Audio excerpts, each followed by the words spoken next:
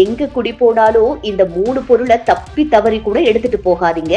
அட, நம்ம முன்னோர்கள் சொல்வதை பாருங்க. வாடகை வீட்டுதாரர்கள் பழைய வீட்டிலிருந்து புதிய வீட்டிற்கு குடி போக நேரும் போது சில முக்கியமான விஷயங்களில் கவனம் செலுத்த வேண்டும். குறிப்பாக பழைய வீட்டில் இருக்கும் பொருட்களை புதிய வீட்டில் பயன்படுத்தலாமா என்ற சந்தேகம் பலருக்கு எழுந்திருக்கும். இது குறித்தும் முன்னோர்கள் பல்வேறு விஷயங்களை சொல்லி வைத்துள்ளனர். அது குறித்தும் பார்க்கலாம். பழைய வீட்டில் இருந்து புதிய வீடு மாற நேரும் போது சிலருக்கு வளமான எதிர்காலம் அமையலாம். மேலும் சிலருக்கு நிலைமையே முற்றிலும் மாறிவிடும்.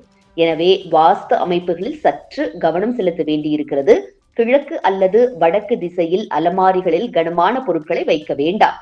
பழைய வீட்டில் உள்ள பொருட்களை எடுப்பதற்கு முன்பு எலுமிச்சம்பழத்தை வலது கையில் வைத்து பூஜை அறையில் விளக்கேற்றி வைக்க வேண்டும். குடிபோகும் புதிய வீட்டில் இங்கு நீடித்து வந்த ஆரோக்கியம், அதிர்ஷ்டம், மகிழ்ச்சி அனைத்தையும் நீடிக்க வேண்டும் என்றும், இந்த வீட்டில் வாழ்ந்து கொண்டிருக்கும் குல தெய்வங்கள், காவல் தெய்வங்கள், இஷ்ட தெய்வங்கள் புது வீட்டிற்கும் வந்து பாதுகாக்க வேண்டும் என்று பிரார்த்திக்க வேண்டும். பிறகு அந்த எலுமிச்சையை மஞ்சள் துணியில் முடிச்சு கட்டி தனியாக வைத்துக் கொள்ள வேண்டும். புதிய வீட்டில் பொருட்களை அடுக்கி வைத்து பூஜை அறையை சுத்தம் செய்து விளக்கேற்றியதுமே அந்த எலுமிச்சம் பழத்தை பூஜை அறையின் அலமாரியில் வைத்து வேண்டிக் கொள்ளலாம்.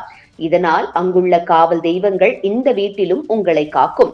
குறிப்பாக உபயோகப்படுத்தும் பொருட்களை முறையாக பயன்படுத்தினாலே பாதி பிரச்சனைகளை தவிர்க்கலாம்.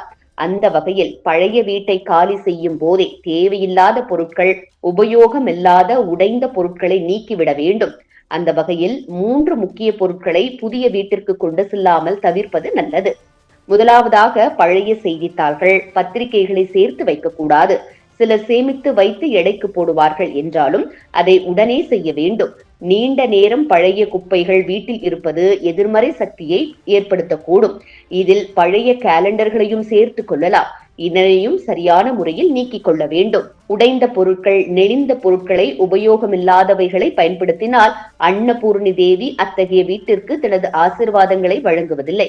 இது உங்கள் வீட்டில் உணவு பற்றாக்குறையை ஏற்படுத்தும் என்கிறார்கள் நிபுணர்கள். மற்ற அறைகளுக்கு எந்த அளவுக்கு முக்கியத்துவம் தருகிறீர்களோ அதே அளவுக்கு ஸ்டோர் ரூமையும் சுத்தமாக வைத்திருக்க வேண்டும். அதுபோன்று பழைய துடைப்பங்கள், மாப் போன்றவற்றை பயன்படுத்தக்கூடாது. முடிந்தவரை பழைய வீட்டில் இருக்கும் பொருட்களை பயன்படுத்துவதற்கு பதிலாக புதிதாக வாங்கி புதிய வீட்டில் பயன்படுத்துவது சால சிறந்தது.